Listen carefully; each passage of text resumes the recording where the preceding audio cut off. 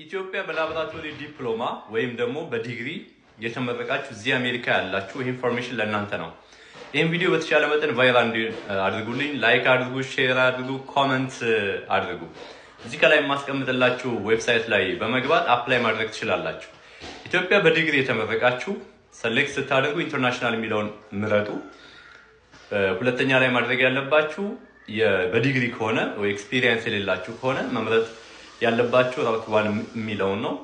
ይሄ ማለት ሜዲካል ላቦራቶሪ ለምሳሌ ሳይንቲስት ነው ኤምኤልኤስ ነው የሚሆነው እንትናችሁ ሰሌክት ታደርጉት እሱን ምረጡ። ኤምኤልኤስ ኤክስፒሪየንስ አላችሁ ወደ ታች ስትወርዱ ታዩታላችሁ 1 2 3 እስከ አይ ቲንክ እስከ 5 አለ።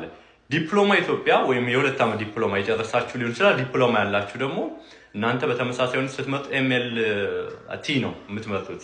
ሜዲካል ላቦራቶሪ ቴክኒሻን የሚለውን ነው የምትመጡት። እናንተም ኢንተርናሽናል የሚለውን ነው ሰሌክት የምታደርጉት። ስትመጡ ኤክስፒሪየንስ ያላችሁ ያው ቤዝድ ኦን ዩር ኤክስፒሪየንስ እንትኑም ያው የሚሰጣችሁ ሰርቲፊኬሽን ይለያል። ይሄ ነገር ኢቫሉዌት ማስደረግ አለባችሁ። ቦርድ ኤግዛም ወስድ አለባችሁ።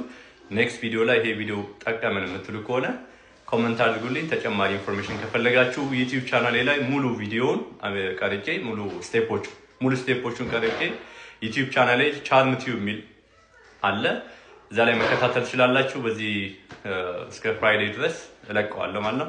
መልካም ጊዜ ይሁንላችሁ። ይሄን ቪዲዮ ሼር፣ ኮሜንት፣ ላይክ አድርጉት ፕሊዝ። ብዙ ሰዎች ጋር እንዲደርስ አድርጉልኝ። ዩቲዩብ ቻናሌን ሰብስክራይብ አድርጉት፣ ላይክ አድርጉ፣ ኮሜንት አድርጉ። ቴንክ ዩ ሶ ማች። መልካም ጊዜ ይሁንላችሁ። ሰላም ሁኑልኝ።